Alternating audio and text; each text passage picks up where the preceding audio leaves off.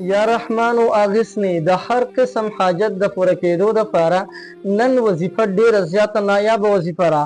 محترمو موږ به ډېرې زیاتې وظیفې کړې وي خو لا تر اوسه پورې زموږ یو حاجت نه دی پوره شوی. نن د یا رحمانو اغثني وظیفه 100 پیرې کول دي صرف، او دا وظیفه کو تاسو راونیسئ نو انشاء الله تمام حاجتونه به الله جل جلاله د ستاسو پوره کوي او غیبي اسباب ورته رب العالمین برابروي.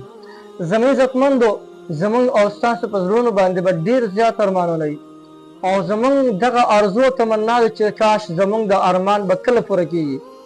نن د هغې ارمان د پوره کېدو دپاره د یا رحمانو اغثني یو پاورفل وظیفه درته ښیمه او دا داسې پاورفل وظیفه ده چې دا کله هم تاسو راونیسئ د الله جل جلاله امداد په خپلو سترګو باندې سې کې داسې د غیبونه به د ستاسو ضرورتونه پوره کېږي.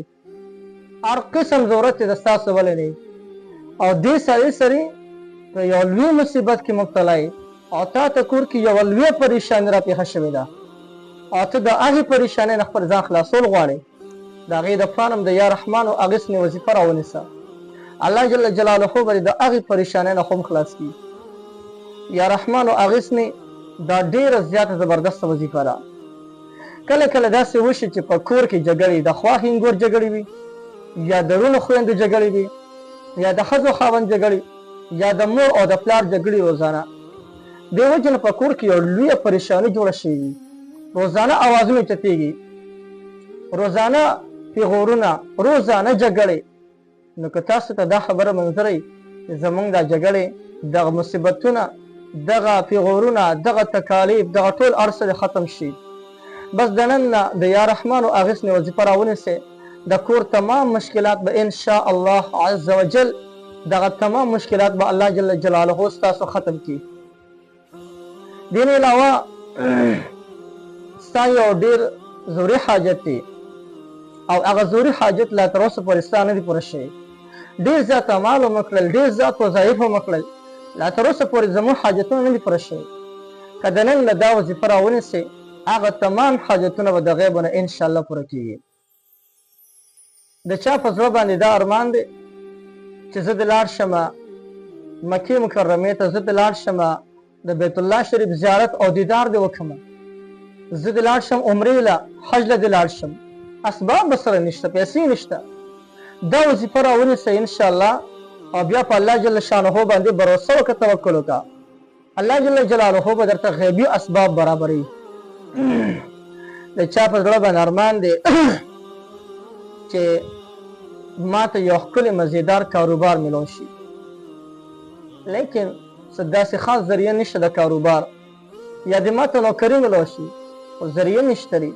دا وظیفه راونیسه انشاءالله الله تعالی به تا سره غیبي امداد وکړي. څه ناڅه وسیله به درته الله جل شانه تیاره کړي او الله جل شانه به کاروبار او نوکري هم تا ته درکړي.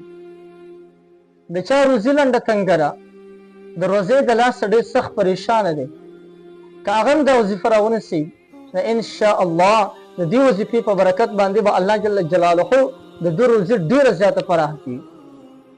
خو کامله بروسه په الله باندې ضروري ده. ګورې ښه یو کس دی او هغه د قرض د لاسه ډېر سخت پریشانه دی، نن سبا دا قرضونه ډېر زیات دي. دی د دې خبرې نه ډېر سخت پریشانه دی چې زما دا قرضونه به څنګه ختم شي. او کله کله دې حد ته سړی ورسي چې بخر اسم سوپر وډبوي نو دوی ورته وایي چې پلار مې کور کې نشته دی. دا ورته ځکه وایي هسې نه قرضدار نه وي چېرته قرض رانونه غواړي او د سره پیسې وي نه. نو که یو کس د قرضونو د لاسه ډېر سخت تنګ راغلی دی او هغه هم د یا رحمانو اغثني وظیفه ونیسي انشاءالله هغه تمام قرضونو ته به الله تعالی اسباب برابروي او تمام قرضونه به الله جل جلاله ختموي. یو کس د هغو رشته نه کېږي، ډېر زیات کوششونه وکړل خو دا رشته ورته صحیح نه ده میلاو شوې. که د هغې دپاره هم د یا رحمانو اغثني وظیفه راونیسي الله تعالی به په ښکلي مناسب ځای کې هغه ته رشته ورکړي. لکه د بعضې کسانو د زړه ارمان دا وي چې موږ ته د رشته میلاو شي خو په مناسب ځای کې، داسې ځای کې د موږ ته رشته میلاو شي چې څنګه زموږ د نامې جامې خلقوي او زموږ د جامې سره مناسب خلقوي، نو موږ ته په داسې ځای کې رشته میلاو شي. یو کس د داسې رشتې په تلاش کې وي نو هغه د یا رحمانو اغسنې وظیفه شروع وکړي ان شاء الله عز وجل هغه ته به مناسب ځای کې رشته میلاو شي.